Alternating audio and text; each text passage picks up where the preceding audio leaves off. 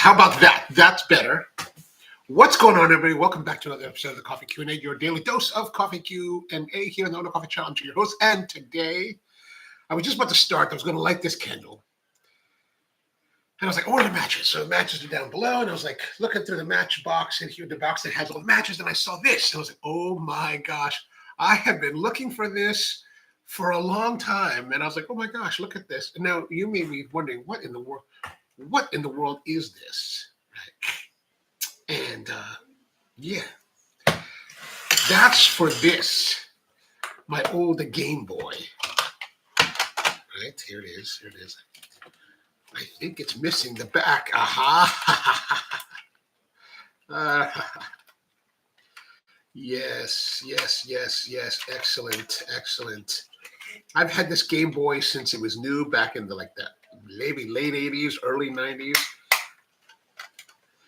My nephew had been asking me, he's like, "Hey, what happened to the back of this?" And I was like, "I don't know." Oh, I think it's moving up. We can push that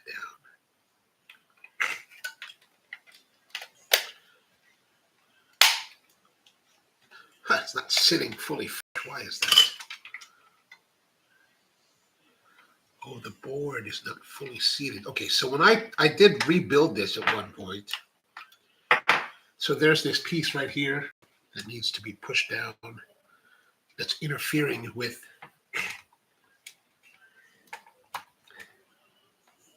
I guess I gotta get everything out.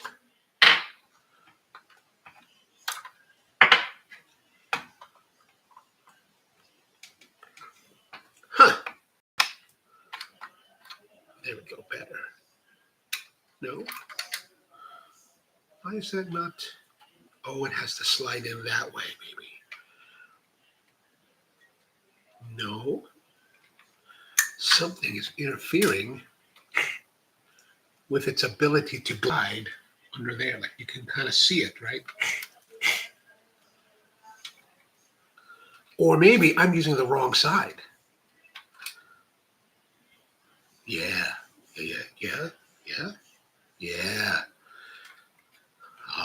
See, that's what happened. I put it together incorrectly.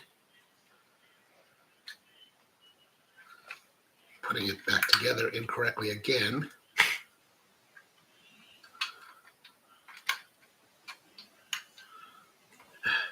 That's not working either.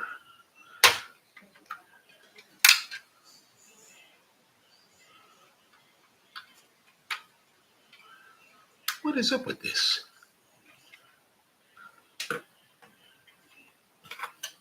Will the case close now? Oh yeah, baby. Oh yeah. Good morning to you, Viva Vibes. How's it going? Okay, so we put this back together. Okay, so this is the Game Boy. I don't know if you guys ever had the Game Boy. You ever seen a Game Boy? But this was like, I used to spend hours sitting on the john, playing my favorite game, Tetris. I would literally sit there for like an hour playing Tetris, obsessed with it. Now, I do have a bunch of other games. Like you can see here, I've got Quicks and Super Mario Bros. Actually, this is my nephew's. I would not have bought Super Mario Brothers. Not that I don't like Luigi, I just wasn't a big thing. But I did get the Fall of the Foot Clan and Quicks. Yeah, I think my nephew bought that because I only had 3 games, I think. But Tetris, man, I played Tetris all the time. Anyway, we're not going to get into that too much. But I just found that piece. I had always known that that piece was somewhere. I just didn't know where it was. All right, so how's it going? Good to see you all. We're back here, and we are going to be making coffee. So back a couple weeks ago now, maybe 3 weeks ago almost, right? I got the sniffles for some reason. I was up in New England, went to Maine, and I decided while I was in Portland, Maine, I wanted to go visit a friend of mine, visit a friend of mine, Bob Garver, who owns a place called Bard Coffee in Portland. Now, Bob's an industry friend that I've known for many, many years, and he's like an old veteran, and like he's kind of like one of the godfathers of the business, right? So some people may see me as being in the business for a long time and being maybe a godfather in the business, but this guy is definitely to me, and one of the godfathers of the business. So he's been in the game for a long time. So we always talk when we see each other, hang out a bit, and I never I've never had the chance to visit, so I went to visit, and I did just short on the channel about the visit. And I had one of their coffees. I had the Katheri AA Kenya, which is a coffee that I got from them, and it was really good. And I thought, you know what? Let's buy a bag and let's make it at home to see if we can do something, to see what it tastes like in a different setting. Viva's asking, is that an old Game Boy? Yes, it's original Game Boy that I bought back in the late 80s. Many hours have been spent playing Tetris. I didn't play any of the other games. Like the other games, I didn't care. I was obsessed with not obsessed, but like I would just play it. And that's all that I would play and I would enjoy it. And,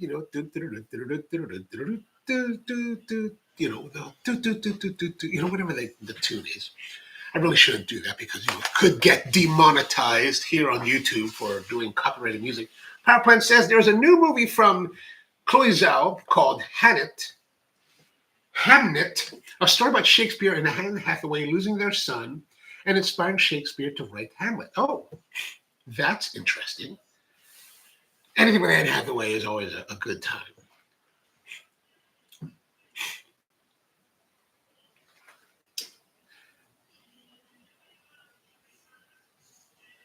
Pete says, I asked when you had it. Oh, yes, I know. I'm just, I'm always just catching up.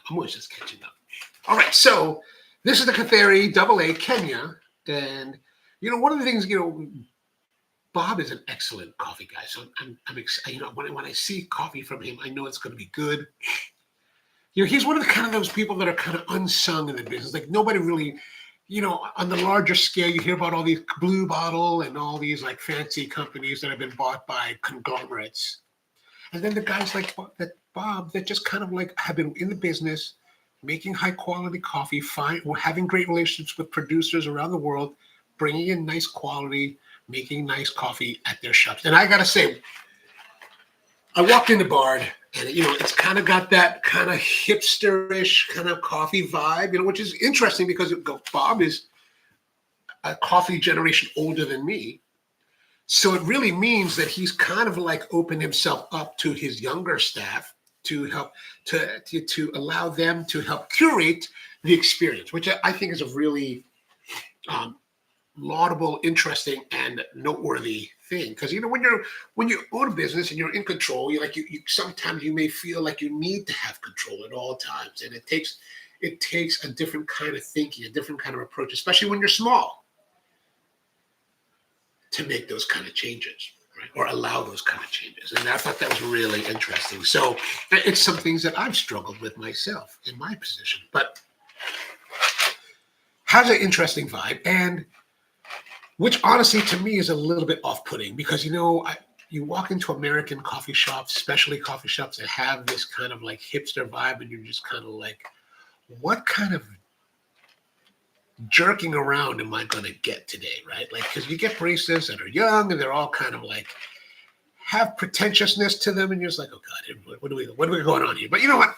I walked in, I just placed it on. I said, hey, what's the coffee today? And I forgot exactly what I said now, but I think I might have recapped it in the short. But I got a coffee, I got a piece of pastry, sat down.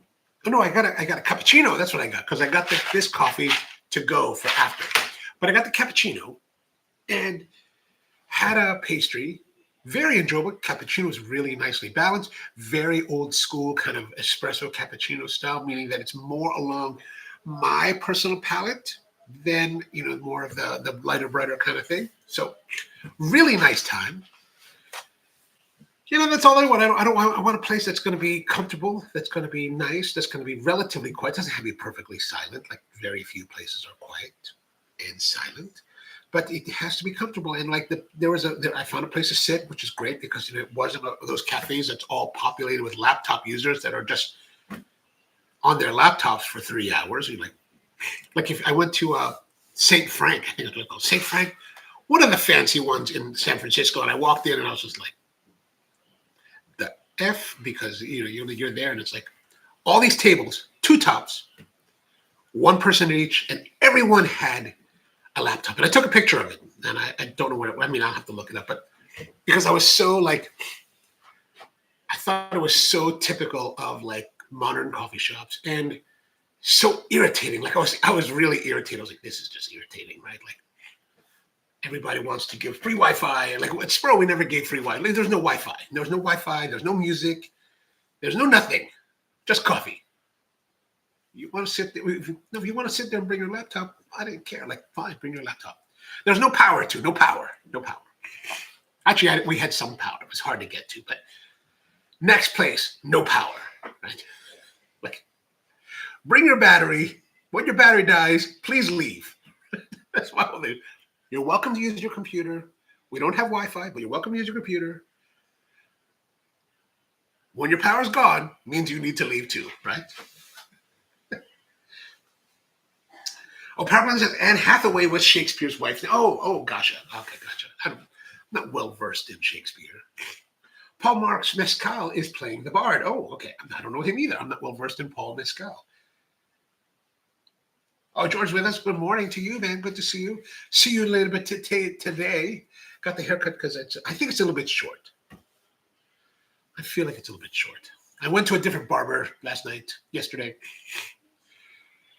And I'll give her a try. You know, she works with the barber that I've been going to recently that has done nice cuts that I like. Too short. This is too short. Too young. I think she's too young. Too hipster. Too. That's not to be a knock on her. Just like you know, one of my good friends, his style and his barber is always tight like this. I think it's too tight. Anton says, I'm drinking amazing Colombian wash geisha pink bourbon from Friedhat's. Oh, nice. It tastes like pineapple and cola. And we're going to have something supposedly similar because it says here pineapple, sun gold, lime cola, and milk chocolate. So, thank you. I'm glad you like the hair. Coffee comes with us. Sounds like my kind of shop too. Yeah, I mean, it was a good shop. I liked it. Had a nice time. And what else did I say about that? Let's look here at the back of the bag. It says, good coffee is often grown by incredible people in incredible places. The people and places leave their indelible mark on the coffee. At Bard, it is our mission to create delicious coffee and to tell the stories of these people and places. Our goal is to bring out and share the most wonderful attributes our coffees have to offer by carefully sourcing and roasting each one using only the very best practices. Please visit our shop in Portland, Maine's historic district, Old Port, and let us share these stories with you. You can also visit us at bardcoffee.com. This was roasted on the 15th of this October, 2025. So it is 1 month old from roasting, 12 ounces whole bean coffee, and I don't recall how much it cost. Actually, I didn't even pay it. So the reason I picked this coffee was I was like, well, what coffee do you have on? Because I was about to leave. And of course, I had the cappuccino and I had this pastry, and the cappuccino I don't think was enough. I'm having this problem lately. So I asked the barista, I was like, hey, what coffee do you have on brew? And she was like, well, we got this with this Kenya Katheri. I was like, all right, I'll have that. I was like, do you have this on bean? She was like, yeah, it's over there. I'll grab a bag. And so I grabbed the bag. I paid for it. I just, you have the phone. You just do it, and I don't even know how much it cost. It could have been $60. Maybe I paid $30 total with the coffee. I don't know. We're gonna get into it, but what we're gonna be doing today is a little bit something different. Like typically here, I will make coffee using Deer Park water. I get Deer Park shipped in big, like 5-gallon jugs because the water here at home is a little bit hard, and I don't really like to drink it so much. It has a very hard flavor to it. The Deer Park is a lot softer, a lot more, very palatable for coffee. But you know what? What I wanted to see is like, how can we replicate the Bard experience as though we were at Bard itself? And they're using, of course, their big pour overs are like bun pour. Maybe they're Petco, who knows? One of the big Petco. So, but they're doing pour over brewing. So I thought, let's mimic their style by getting the water. So while I was in Maine, I went and bought a water bottle, and at the water bottle store, I went to the fountain. I was like, let me just fill this up with some water. And as you can see here, this is from a town called Scarborough, Maine. Now, Scarborough is a suburb of Portland. It's actually it's a town just south of Portland. Like if this is Portland and there's like a river that cuts Portland to the south, here's Scarborough. So it's like right it's right there. It's all like together. So I got some water. So we're going to heat this up. And there's something floating in it. That's kind of weird. But anyway, we're going to heat this up, boil it, and then brew our coffee using water from Portland, Maine, from Maine. And we should be able to replicate fairly accurately the experience that we would have at Bard. Right? Okay, so Anton says, I don't know you read Geisha there, but it's pink purple. Did I read Geisha? Did I say Geisha? If I said Geisha, because, I don't know, maybe Geisha's on the mind.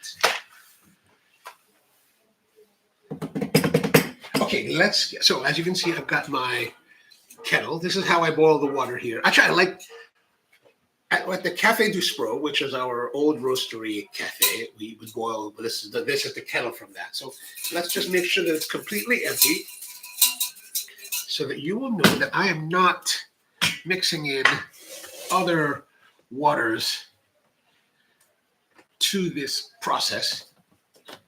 This is good because if I can use all of this, then I can. We don't use it. I'm going to keep a little bit just as a reference. Right? Now we're going to put this on the boil.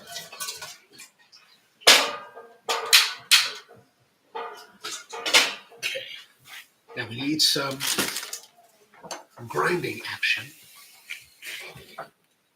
But let's have a look at the beans because we want to see the beans.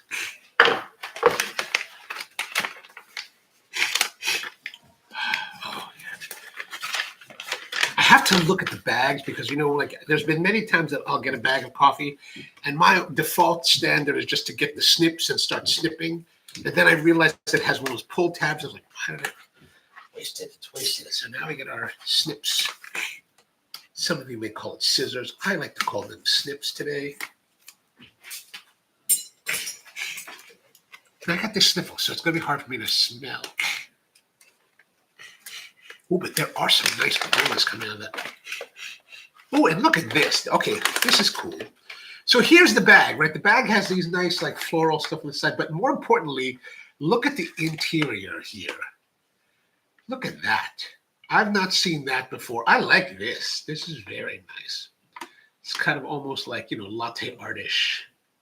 I like that. That's very, very clever. Very clever.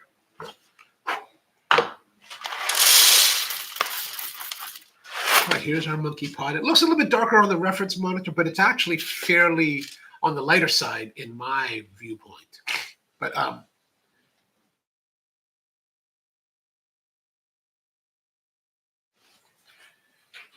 so it looks pretty good. Looks pretty good.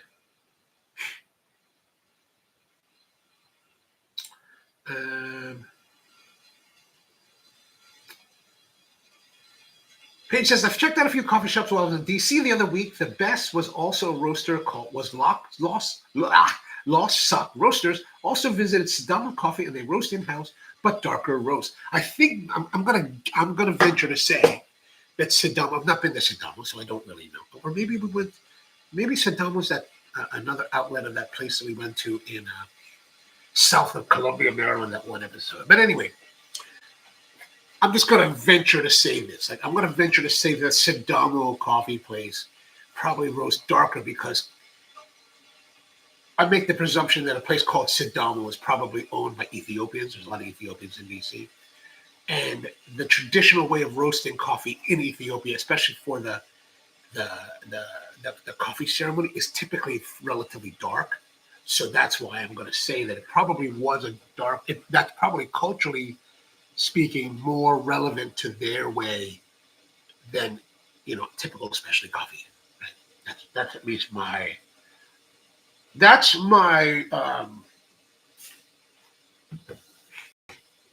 what is that called? That's my profiling answer. It smells good, even though I can barely smell. So let us get some plugging action here with our fellow O Gen 2, which I'm hoping will not die out again, get clogged. Let's see if we can get this. Let's see if we can. Let's go to 5 on the grind. I'm going to do a little.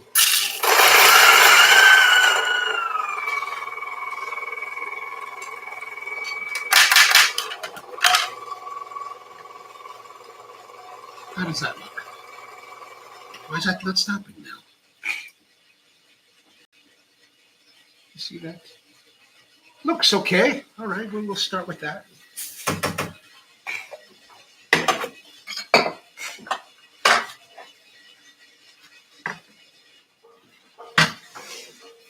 We've got our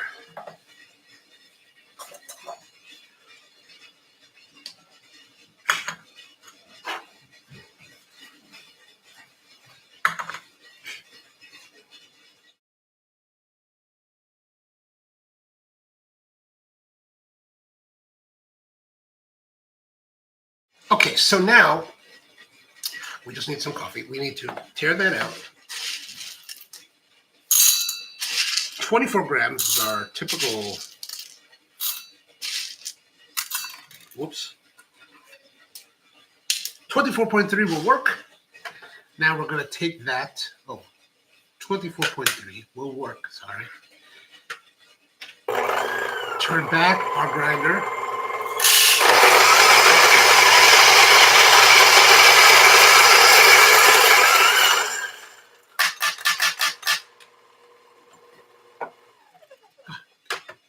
The last time it didn't stop.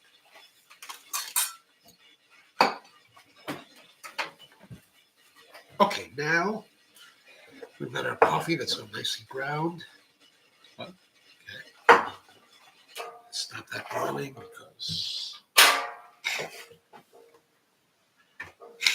what are we doing now? What are we doing? Okay, glass carafe. Oh, we need to get our brewer. So we're going to use the DZ, which we haven't seen in a while. My favorite brewer. Thanks, Keone, for helping me get this. In the beautiful Benjarong style of ceramics from Thailand. And then we also got the Monet custom dripper holder. This beautiful encapsulated flowers. Love that. God, that's so nice. Put that all together. Ooh. Let's zoom out on it.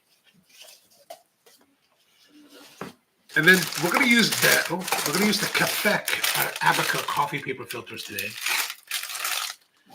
Made out of Abaca. So as you can see, nice texture. I like the texture on these. I don't think it's kind of washed out with the lighting, but you kind of see it right there. Fold this over.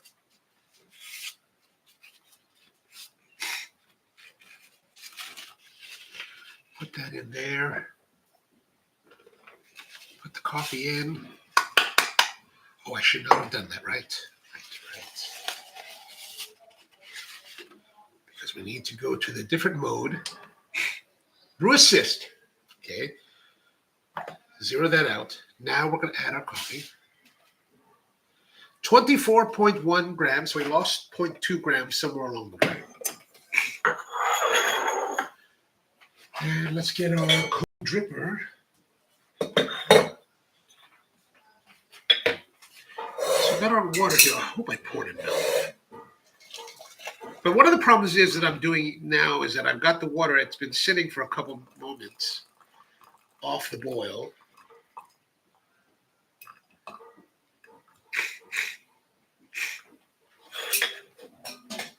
So what I'm going to do is I'm going to just drop it back on the flame just for a moment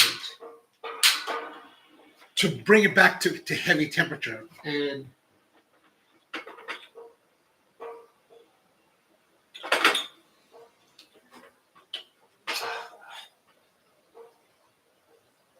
all right, that's good.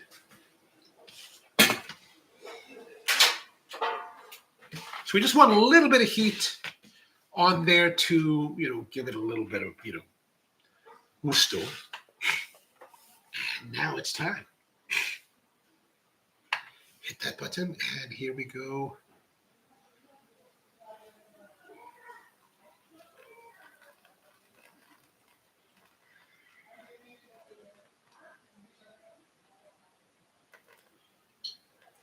Okay, full saturation. 52 grams. That's pretty good.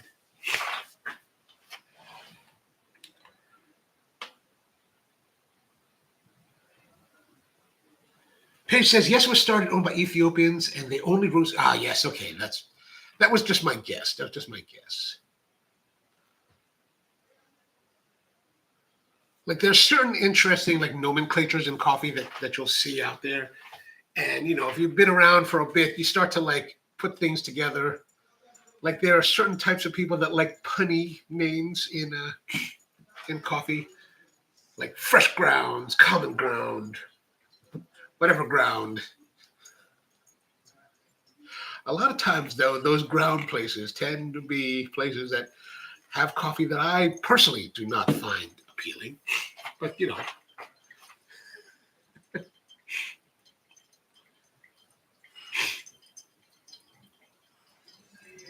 Lost Sock is a great name. I agree. Powerplant says, way back in college, my first dalliance with good beans were from Sidamo. Nice.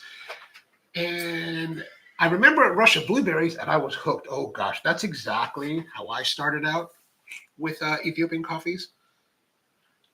In 2002, when I started the business, and into 2003, people always talked about like, oh, there's, these coffees have blueberry notes. And I was like, blueberry flavors. I was like, what? Now, I like blueberries, right? So I'm a big fan of that idea. But it wasn't until, was it 2003, November, or maybe September, or maybe it was 2004. No, September. I was in Portland, Oregon, going my first visit to Stumptown, and they had this Ethiopian harar, natural processed. And man, if that wasn't, it was so blueberry forward. It was so brilliant. So I'm very similar to you in that one of my great experiences in coffee, early great experiences, was an Ethiopian natural that was very, very, very forward. Paige loves berry as well. And Powerplant says they're the only true coffee. They're the coffees I truly interpret as juicy. Anton says red Bourbon variety tends to have berry taste notes. Also, pretty much all Ethiopian naturals. I know, but what I haven't found is that, like back in the early 2000s, some of these had like super hardcore berry flavors, and I have not seen that in quite a long time. Powerplant says those ODZ drippers always remind me of my upside down lemon. I think that's because of the Benjerong pattern. Paige says naturals and honeys tend to be what I go for regardless of varietal. They all lean fruity. I agree. If I was left to my own devices, like I've often said this, if I was left to my own devices and as a coffee buyer, I would probably have mostly natural coffees because that's what I tend towards. So I had to like be conscious about what I was buying through the years because I needed to make sure that I was covering all our bases and making sure that I bought nice coffees from all different spectrums. And I got to, and it helped me to learn about all the processes and how to enjoy them. Powerplant says Phil's Coffee in San Francisco is pretty solid. I've not been there, but they lean into the hippie vibe. Some places love that hippie vibe. Oh, we're going a little bit long, 3 minutes, 53 seconds. We probably should have gone a bit coarser.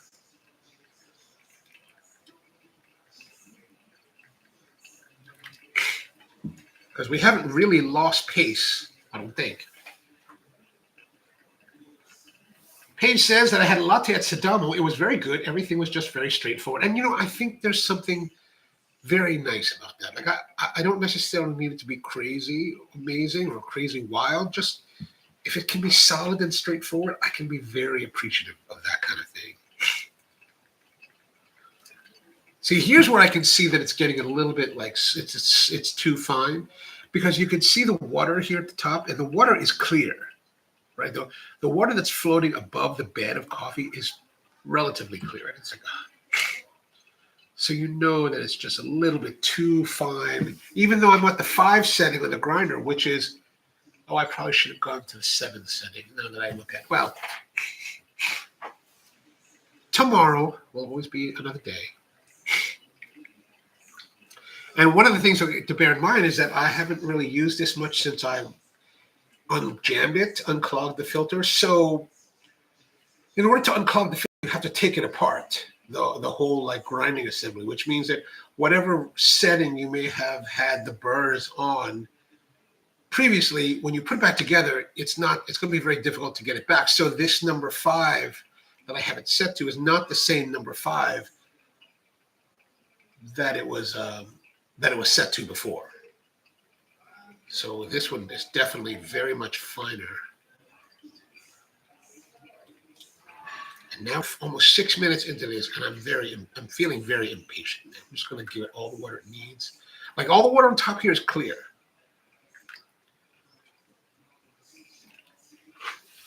Okay, well there it is. Patience, not that I haven't had some good wash coffees, they're just not my. Oh, I hear you. I understand. George says the Phils tried to expand in this direction with at least one shop here in DC, but they were unsuccessful to say the least. It happens. It happens. Ken says I bought my first ever honey processed Ethiopian coffee last month. Quite sweet but clean. Very nice. All right. Was that one of those Tim Wendelbo coffees as well? And Power Plant says, yeah, they were able to get their coffee in Target and Whole Foods, so they are doing okay, good. I don't know if it's a good thing that you have your coffee in those places. I mean, not necessarily good for. Not that I question it's not good for them, but maybe I question whether it's good for us, those who want to have nice quality coffees. Or lovely, forget the nice quality. How about lovely quality coffees? All right, we'll get rid of that. I'm always nervous using this because I don't want to break it, right? All right, here is our coffee. Let's homogenize that a little bit. Can't really smell too well. Even though I took a big decongestant earlier this morning. Right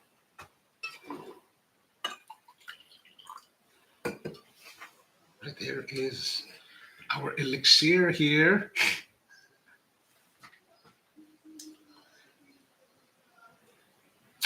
Powerplant says, I think the coffee from African countries have less processing than modern and Central American. Oh, I don't know about that. I don't know if I would say that. I would say they have equivalent levels of processing.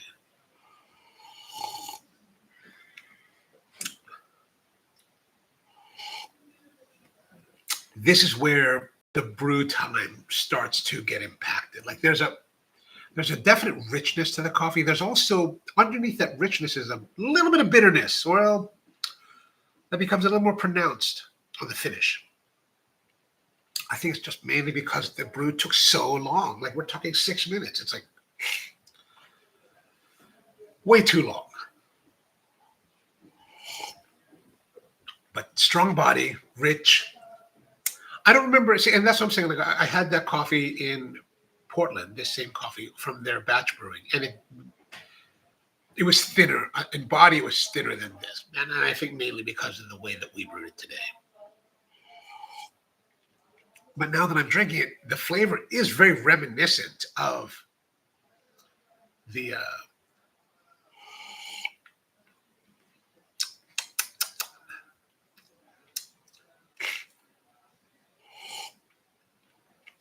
all right, now, since we're here, we might as well do this.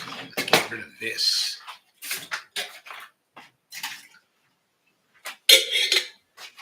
And what we're going to do is I'm going to jump back in here.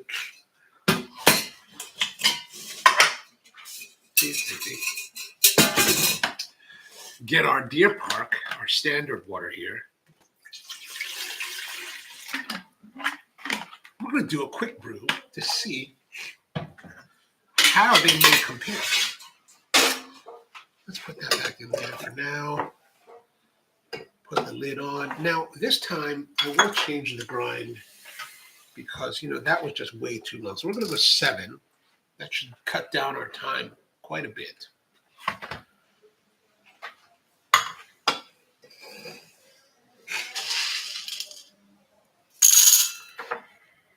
Oh, I hate this thing.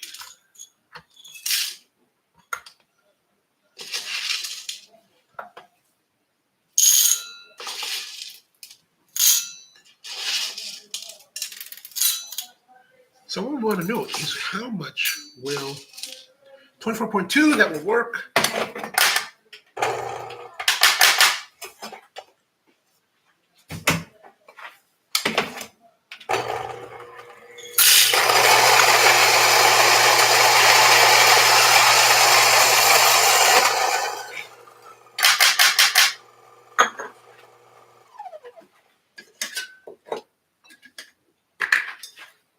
Get our other brewer. Benjerong again.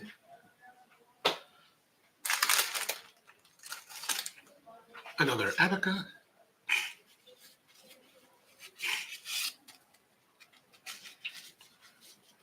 Come on, come on, come on.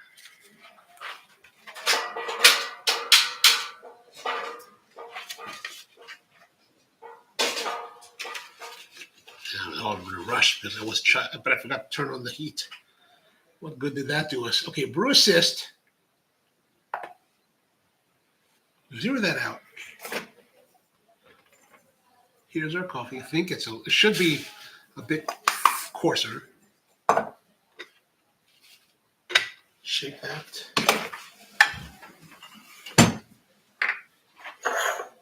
All right, now we just gotta wait for the water to heat up.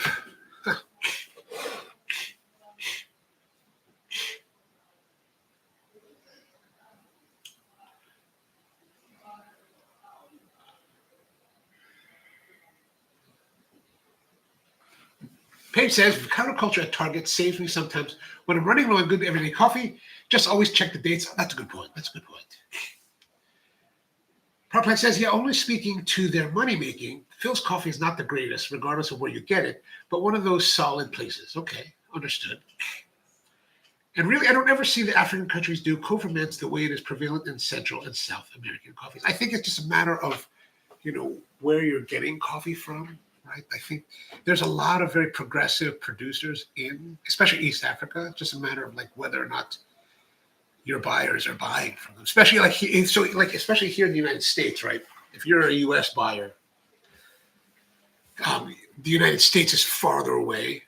I mean, Africa's farther away physically than Central America, so it costs a lot. It costs a lot more money for companies to send their buyers out there, and the shipping is a little bit different. And so it's just a matter of trying to find the right producers, And also, one of the big differences, in some respects, is that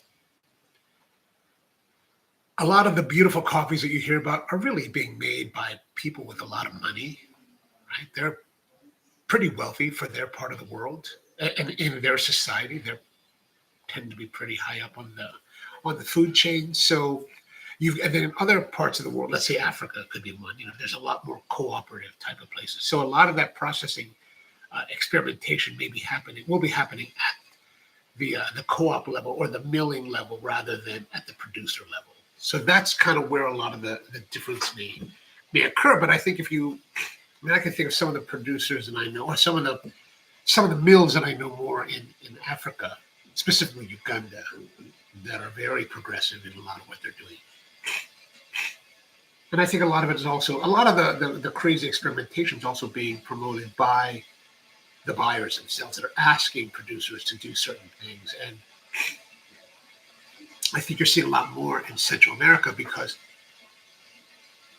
it's just proximity, right? They can get there faster. They can get there more regularly. A coffee buyer may only do one trip to Africa a year, but a coffee buyer based in the United States can make multiple trips to Central America, to El Salvador, to Nicaragua, places like that, because it's so much closer and so much, cheaper to get there.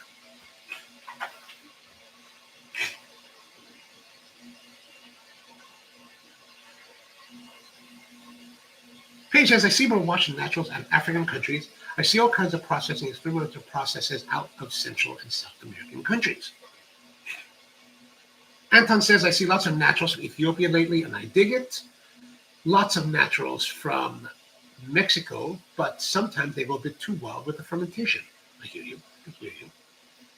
I'm not even talking about co-ferments. They are just fermenting too long, resulting in vinegary acidity. I guess the question is, why?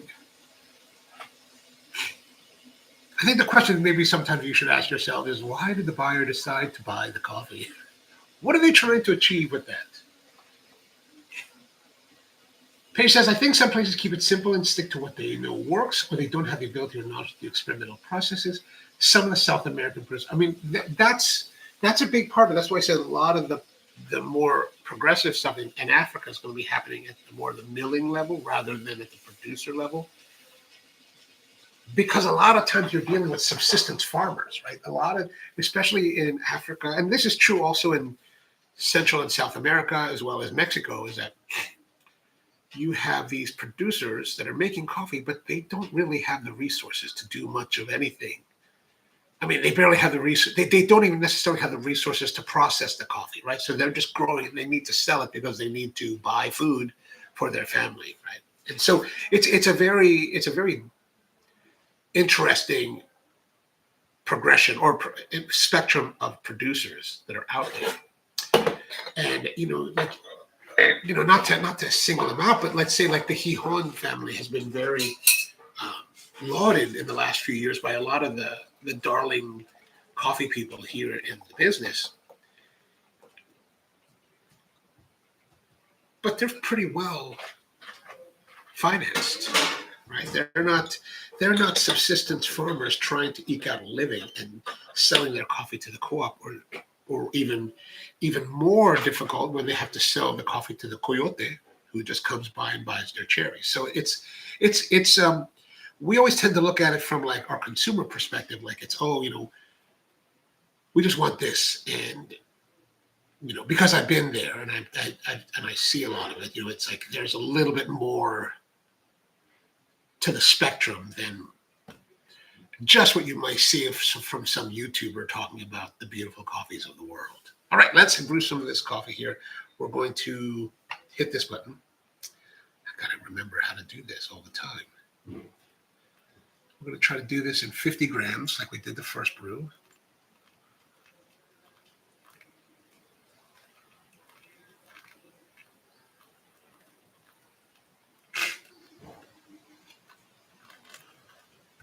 So I guess part of what I'm saying is that when you look at a lot of these like producers, a lot of them really are, like the lauded ones really are kind of the 1% of their nations.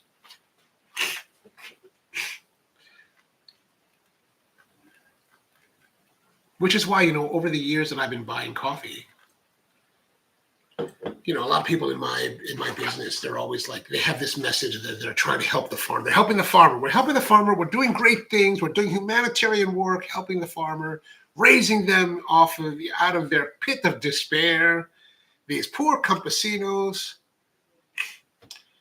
And then you look at who they're buying from, and it's like those people have been campesinos in the history of their family for the last 300 years. They have never been campesinos. And I have a hard time with that. Like I have a hard time. What I mean by that is I have a hard time trying to emulate that kind of messaging. So if you've ever looked at Spro's, website or the stuff we talk about, we never say we're helping anyone. I don't even think we are. I don't know if we are, right? Because now, granted, the producers that I buy from, they pay their workers more, right? Moderately more. The workers, when I see them, look to be happy in their jobs. They're well cared for. Some of them provide like housing, education, healthcare. So, but when I think of like helping the farmer, I mean, I think of what that means as an American, right? That we don't want our children to have to live the same lives we did. We want them to have a better life. We want to help them get out of whatever situation they're in. That's what I think about. And I think that's what the message we're communicating when we say we're helping the farmers. We're not doing that. Like nobody is doing that in this business. So that's why I never say that. And they live, they have a nice, I guess for what they want and what they have, that they have a nice life at these places that we work with. And that's pretty much all that I guess I can hope for, right? Like I'm not in a position to like, do farming in a country and make any kind of seismic change like that.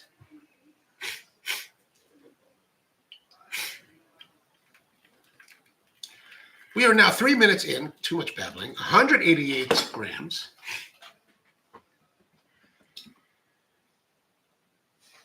Anton says the current zeitgeist of coffee is full of co-fermented coffees. I think that's just because that's the darling of today.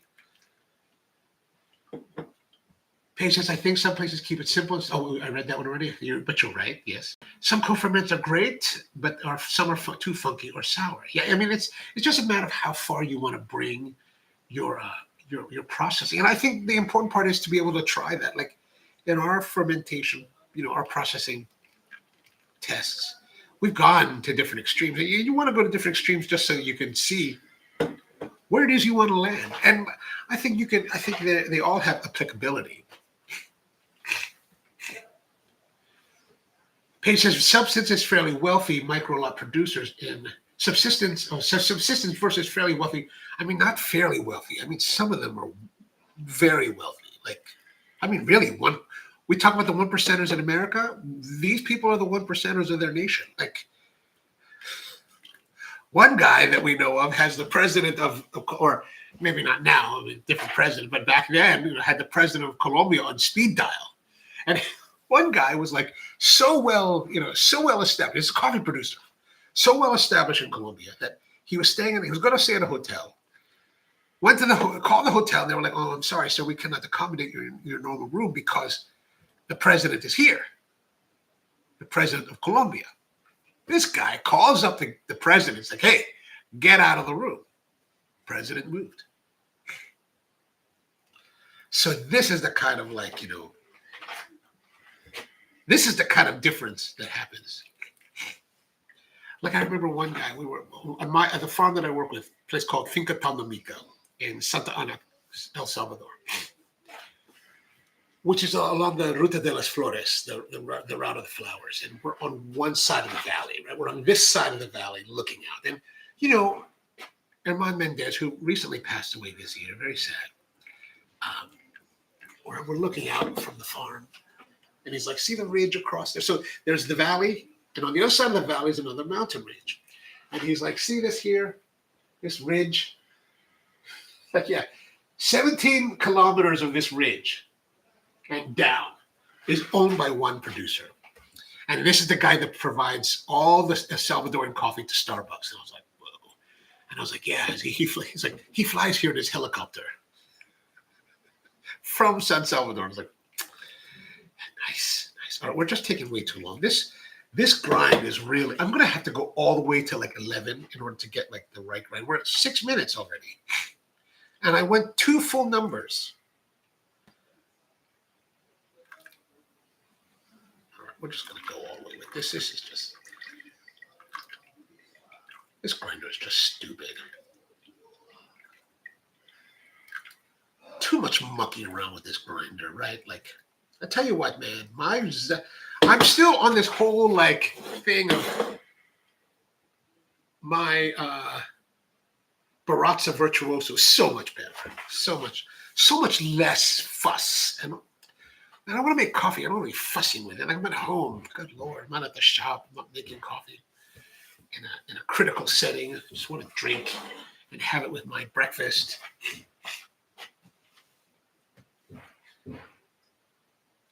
Powerplant says the only co-fermented coffees I have bought in Japan are all fermented with tropical fruit. I mean, one thing to keep in mind is that, wherever you go to buy your coffee, that coffee, that the selection of coffees that you're going to have available to you at that place is going to be dictated by certain factors. Perhaps the ownership, the philosophy of the company, and the desires and goals of the green buyer. Those are all going to have an effect on what you are able to have access to at the retail level. So, I mean, and one or two or even like 10 retail shops in a country or in a city is not necessarily going to really give you a great indication of what is actually available in the larger marketplace that's available to all green buyers. It's really a matter of like how connected or how much access that buyer has to the larger world of coffee. So there's so many factors involved. So that's why, when you want to, I know you want to make it an easy kind of like commentary that, like all the processing, all the interesting processes being done in this part of the world and everybody else is kind of like behind. They're not really behind. They're just like, I think it's just more about what you're getting access to rather than any real indication of what is happening in the overall world of coffee production. All right, let's have some coffee here. I'm going to change my glass so that I can have a better indication. I'm going to actually preheat this one a little bit because the coffee's been sitting for a little while. We won't do that, so we're preheating there. All right, let's do this one. You know what? Here's something. You remember what it looked like when we started. Now that it's been sitting, it's gotten cloudier. This one looks cloudier to me. Like,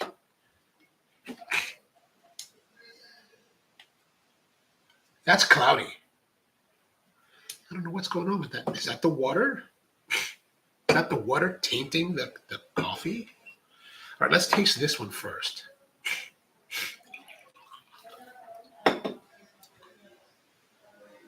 So this is Deer Park. This is Scarborough, Maine. Yeah, there's a big difference. I mean, grind setting is different, theoretically. Brew time is almost the same. So that heavier bitterness is kind of gone. It's a little more sprightly, a little lighter on the palate. Even a slight amount of brightness.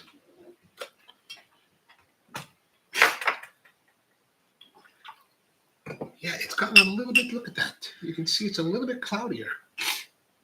Huh.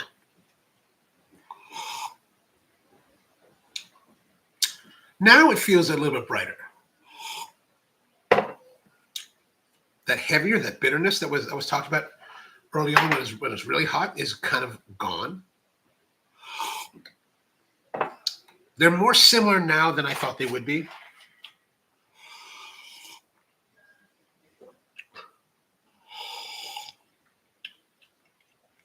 But now the problem here is that there's too many. I feel like there's too many variables. The amount of coffee is pretty much the same. The ratio of coffee to water is going to be the same. But the way the coffee was made, the grind particulate size is going to be different. This is finer, so it could stand to reason why it's going to be cloudier. Maybe more of the minor sediments were able to get through the filter and now have, I don't know, hydrated or something, suspending themselves in this liquid.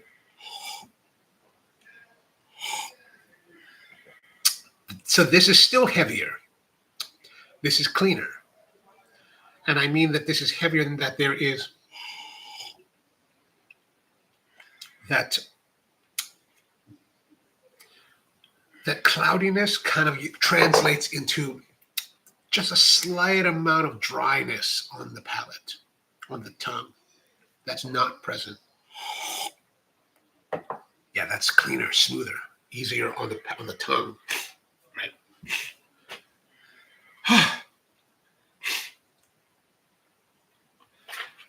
And Parapan says, yeah, I was not talking about the why African countries don't do post. You know, but here's the thing: it's not about whether they don't do post-processing stuff. It's a fact that you probably don't have access to it. That's really that's really the bottom line that I'm trying to drive at, is that you are limited by what's available to you, right? Your exposure to coffee is limited by what's available. And so I can see how you can say that and have that impression, because, you know, we're all limited by what's, so like if I was just here in Baltimore and I went to the local coffee shops, that would be my spread of coffees available. And further, like, you could be watching YouTube and be like, okay, all these YouTubers are talking about, you know, the Gijón families in Ecuador, and you're like, okay, that's the great coffee. But if that's also going to be driven by their personal tastes, right? What do they like? What are they finding interesting? What are they gravitating towards? So I think that I find that there is a large swath of the industry that kind of follows the same trends. Everyone's very trendy, right? So like if you had someone that went out and started working with producers or mills in, let's say, I don't know, Kenya, and started going with, you know, crazy processing there and really promoting that, you'd see a lot more of that all over the place. So, because there's a lot of people that are producing great coffees using standard fermentations, new fermentation, different types of process, different approaches that you're just not hearing about because they're just not getting in with the right influencers and or whatever and getting that kind of media attention.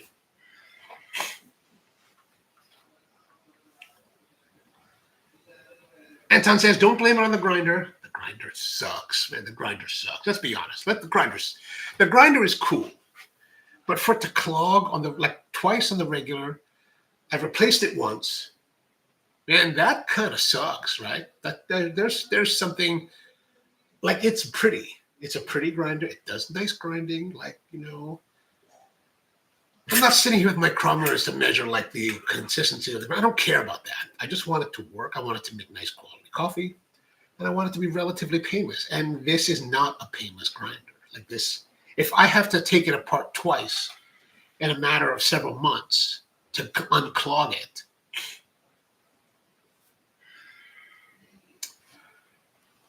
I don't know. I'm not one that's easy to give excuses for, right? It should be. You're paying a premium price. It's not like $50. You're paying a premium price for what's supposed to be a premium product. It should be it should be premium all the way around. It feels nice, it looks cool, all that kind of stuff. But at least I have some modicum of ability to do mechanical work, right? Some, not a lot, just some. So I'm not afraid to take it apart. But what if you're not? Right? I don't think we've been doing weird, when the two times that it's clogged, one time was on the live stream, the other time was separate. Not really. I'm putting 24 grams at a time into the grinder and it's clogging. And if we're measuring every time, and I don't measure every time, but on the live stream, I'll measure a lot. And we'll look at how much went in and how much went out. So, theoretically, there's no more coffee in the grinder and it's still clogging. It's what is that all about? What is that all about? There's something defective in the design. Anton says, to be fair, the only good thing about the Ode V2 is the burrs and the and then some people just put the Ode burrs in the Zerno. Why is the Zerno that bad with the burrs that they would put this burrs in that? Powerplant says, you're assuming quite a bit. I don't assume a lot in that respect. I mean, I've traveled to all these countries to see the producers themselves, so I don't think it's an assumption. It's more it's a more statement based on my travels and meeting the producers and knowing a lot of them. The place I bought my co-fermented coffee has a deal with a co-op in Colombia. Trunk coffee from Nagoya is where I get them. Not all the time, but sometimes. Sure, I mean, I get that. But what I'm saying to you is that it's even Trunk or any coffee producer, any coffee company, and you should know that. And I think you guys all understand that I know a lot of people in this business who buy a lot of coffee. Everybody is driven by a narrow window of focus, right? You can't buy everything.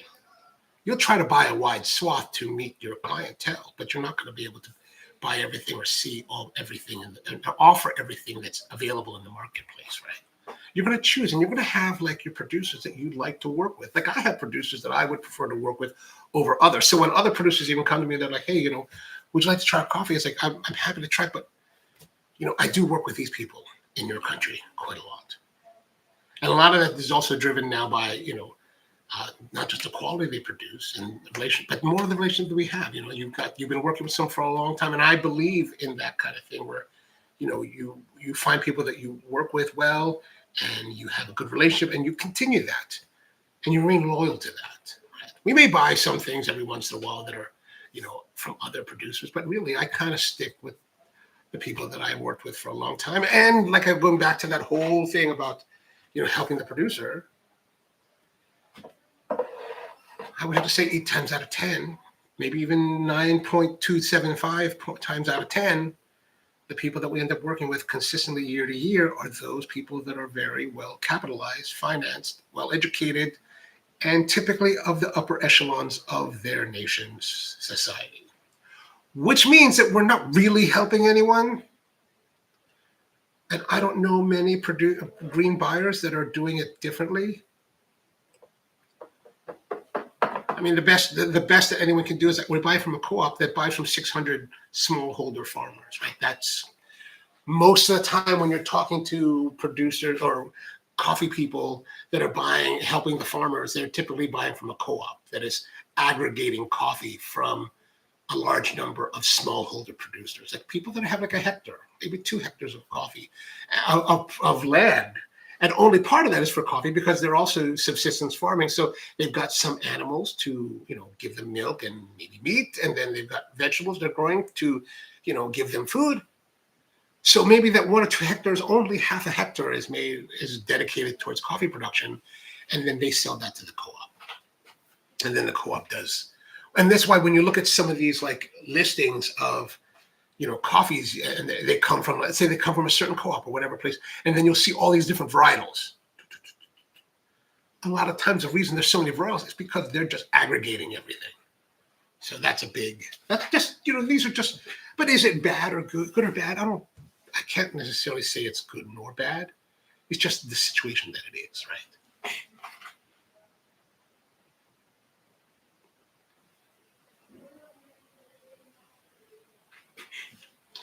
Prabhupada says they are led by Suzuki Yasuo, who also worked to make the origami dripper. Oh, I like the origami. Paige says, I have some Pepe coffee in my cabinet that'll be opening soon. I think you'll find it there. If you haven't had it, I think you'll find it very nice. I haven't had their coffee. I called Pepe He called one year, a couple years ago, and when they were asking me to come to Ecuador, and I was like, hey, man, mind if I stop by? He was like, yeah, man, just let me know when you're here. I was like, all right, cool. But I didn't get the chance to go, so I haven't been. And Palpan says, fellow products come with it. Don't they all? Andrew says, third strike, it's out. No. We don't throw things away just because, they're broken. At least we try not to. Like, I hate to throw. Because if I got rid of it, then I'm going to buy another one. Like, do I want to buy it? What do I want to buy? I don't want to buy anymore. Honestly, I don't want to buy any more equipment. Like, I had enough buying of, like, coffee gear. Actually, one of our viewers asked me, would I review this one brewer, and I put it in my cart. I have to go check it out and get. I forgot the name of it. I got to go look it up. But it should be interesting. Anton says the Zerno is not bad at all. You can put whatever burrs you want in it. You literally have to choose your burrs. I remember that when I was talking to the owner, he was giving me a tour of the grinder. He said that you could have different burrs. But I mean, if you're just a question, because I don't know if I would think like this, but like if I'm going to buy a Zerno for what's like $2,000, am I going to put burrs in from a grinder that's $300 like this? That to me doesn't make sense. Like if I'm going to spend $2,000, I want something that's going to be awesome. Like it's going to be like these are the burrs that people like will laud me for. Like guys will be tearing at my shirt because they think that I'm like some kind of awesome like coffee god or something, right? At least that's what I think about, right? Like I want like take it back to tools. If I'm buying a Fest tool, do I want Ryobi in it? No, I don't want that. Doesn't make any sense. At least to me, it doesn't. PowerPlan says, fellow just seems to know how to design good-looking stuff, but it's rather cheaper. I mean, like my friend Matt is really down on fellow because, like I said the other day, he's replaced his Aiden like 3 times. Like they've sent him new ones 3 times, and I think they have one, the last one, still in their possession because he had to send it back. And in the meantime, I was at his house the other day. He went out and bought a Technivore. He's like, I just bought the Technivore. Why'd I waste all this time on this? I want the Technivore. It's perfectly fine.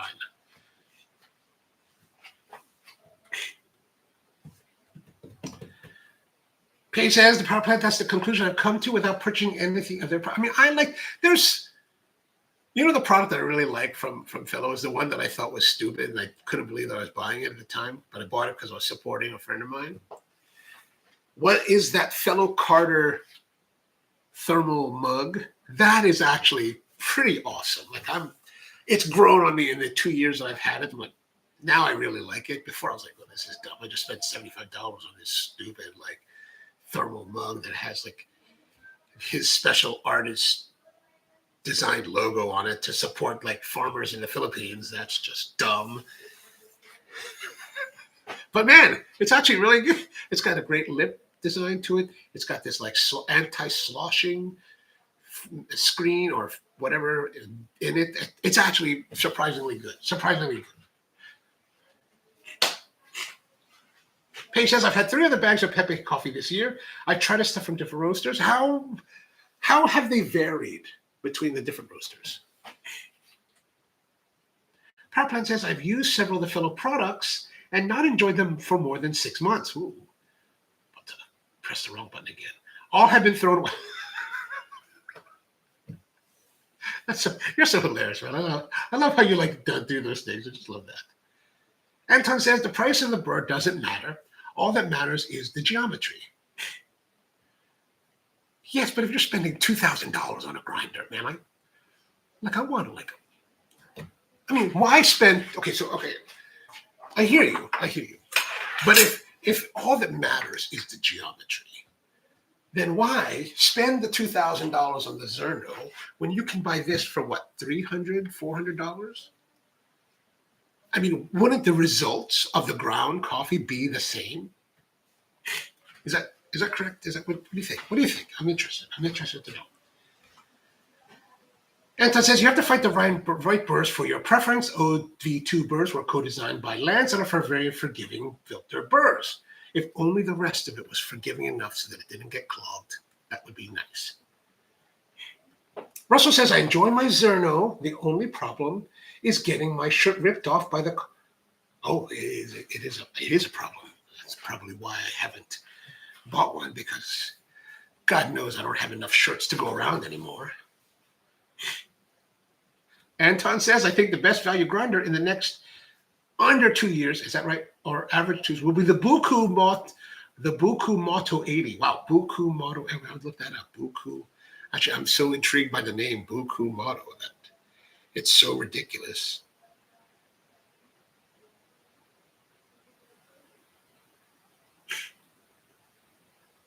Okay, I'm curious, but look at that thing. It looks like a Zerno, like a fat Zerno. Fat, less, it has more girth than it's more pleasurable, so more girths than a Zerno, right? Oh, but it is not necessarily that much cheaper. $859. What do you get out of what?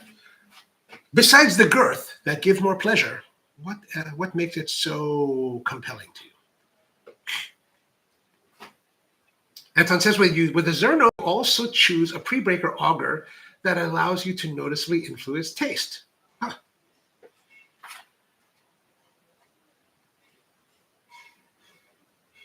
Pre-breaker auger that allows you to noticeably influence taste.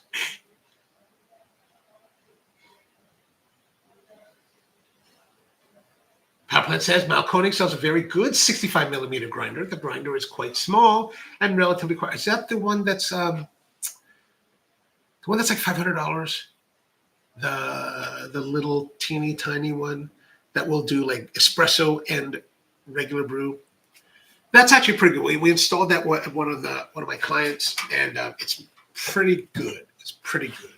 In a professional setting, it's pretty good. Like, it's strange because like you're adjusting the grind or this way, one of the ways, and you're going to like trying to make it for espresso, and like you're almost all the way fully locked, and that's where the espresso setting is. And it works fine. It's just like all this latitude, and then for all this latitude for brewed coffee, and then at the espresso level, it's like gook, gook, gook, gook.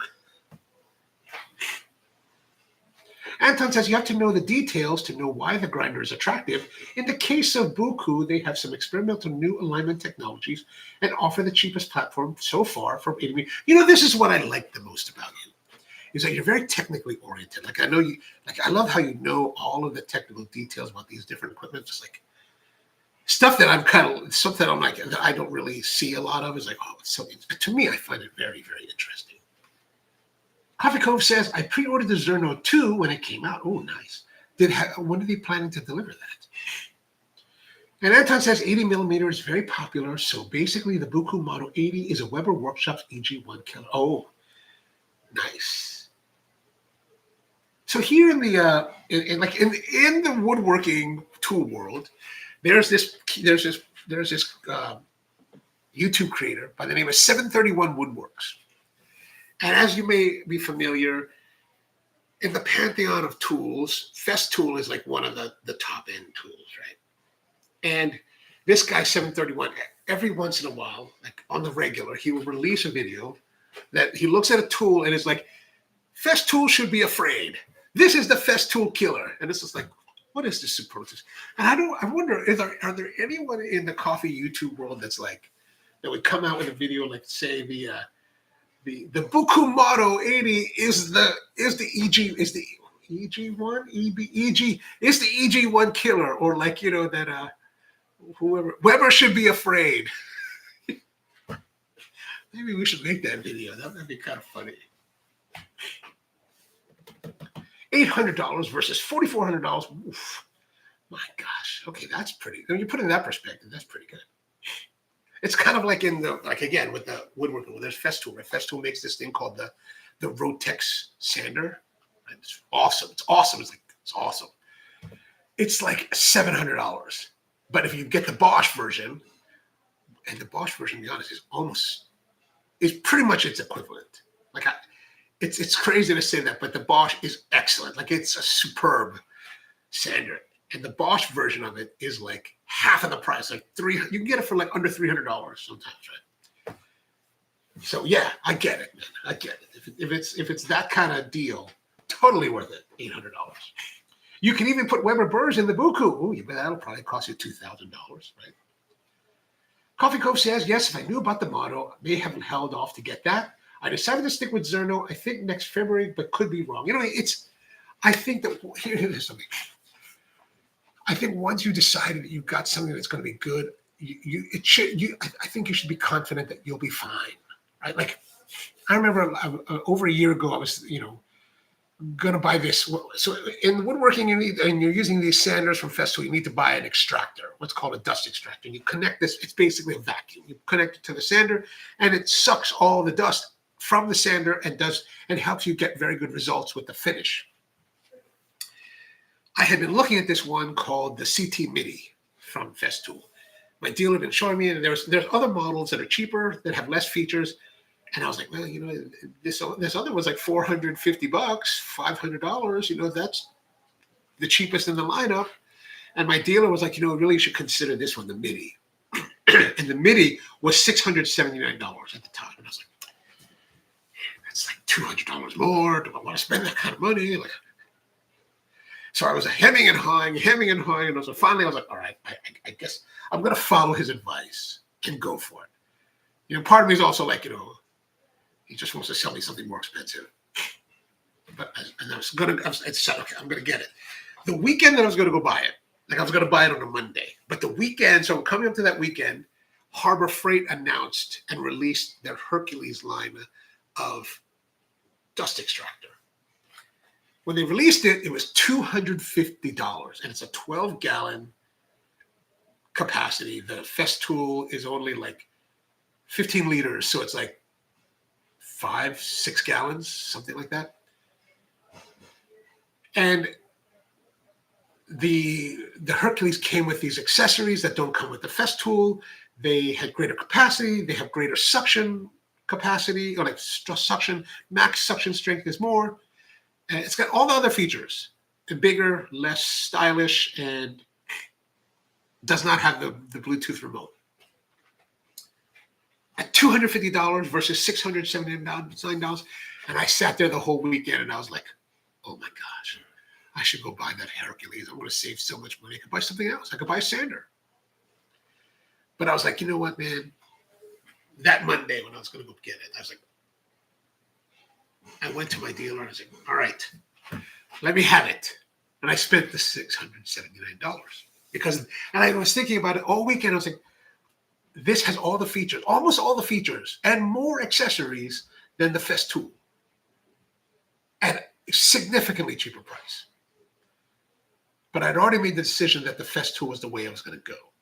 And even though it cost me more, I tell you what, a year or so later, no regrets. Like it was totally the right way to go.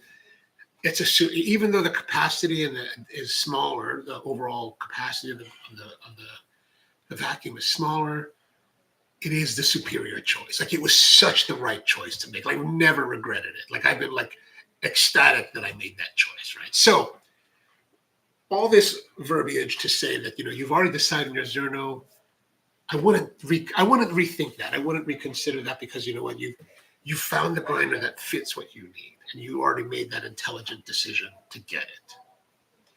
So let that ride. Let that ride. I think you'll be very pleased at the end of the day.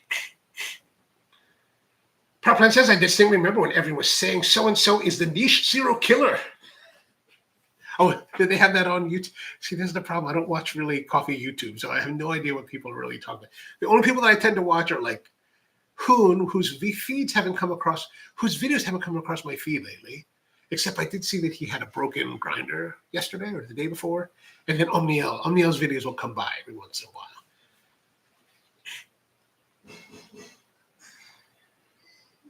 And Anton says, I think the Zerno Z2 is still a great choice. I totally agree.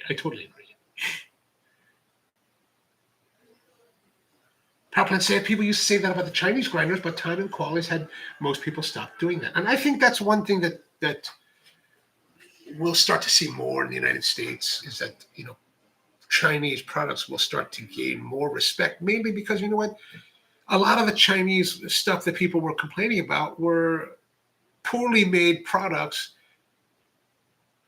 that were poorly made because somebody in America decided, hey, let's cut down on our costs and do it as cheaply as possible. We don't really care about the quality level. But if you look at a lot of stuff that comes from China that is of quality, they've got amazing capacity for high quality production at not cheap prices. Right? Like, there's a friend of mine just got this bandsaw from a company called Harvey. Harvey's a Chinese company, and they make arguably some of the best woodworking machinery in the industry today. He bought this. He didn't buy it. The company gave it to him as a promotion, but it's the Alpha A15 bandsaw. It's like $5,500. I was like, man, it is awesome. I got to call him. I might go by his shop today, go see it. But yeah, I think that there's going to be a lot more reckoning to do with the Chinese production, because they can make really high quality stuff. It's just a matter of whether or not people order it, whether they're a manufacturer from the United States, a company in the United States that's having a contract manufacturer for them, or the consumers, are willing to pay.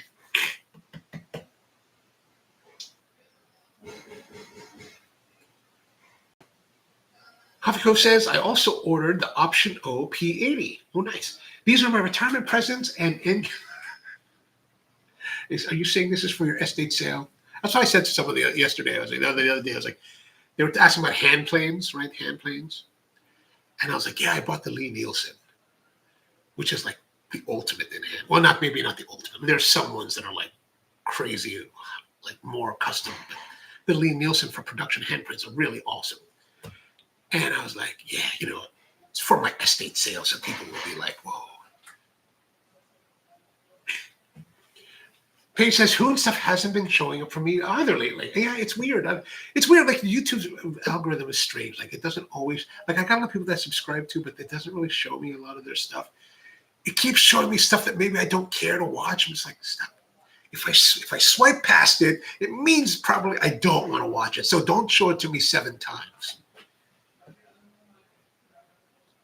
Anton says, I unsubbed Hoon. Oh, I found his thumbnails to be very strange and clickbaity lately. I'd rather have Lance clickbaity than the way Hoon did it. Oh, I don't know the difference. Oh, but that's a shame. That's a shame. Powerplan says the Turin coffee stuff is legit, but kind of ugly. Oh, right. Turin, the manufacturer. Gotcha. All right. Well, it's 11:21. I've got to run because I got an event to go do this evening.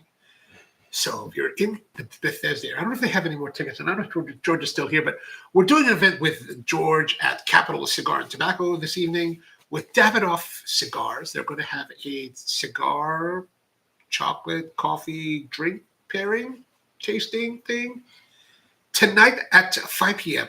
$100 per person. I think they might have more. more seats available if you happen to be in the area. If you're there, I'll be there today serving some coffee. One of the coffees we drank last week, the pear notes that we're testing out. So, all right. Hope you guys have a wonderful day out there. Andrew, see you later. See you later. And 2 bags of the 2 bags of 99. I will try to get that now. All right, I'll get that. I'll get that for you. All right, so hope you have a great one, and see you next time.